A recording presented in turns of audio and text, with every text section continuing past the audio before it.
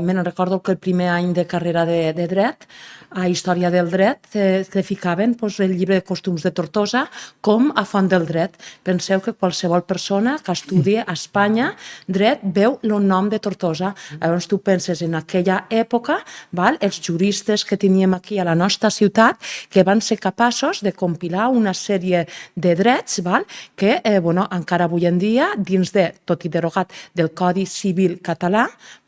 és a dir, encara n'hi ha una petita part que està en vigència, que està introduït dins del Codi, i penso que tenim que estar els tortosins molt orgullosos, però moltes vegades el nostre problema és que no sabem ni el que tenim. Jo vaig tindre que estudiar dret per a saber que teníem este llibre, que este llibre contenia el que és la base de la normativa, que el Codi Civil català està molt més desenvolupat que el Codi Civil espanyol a nivell de detall, i això és algo que s'ha de dir, s'ha de compartir i s'ha de saber.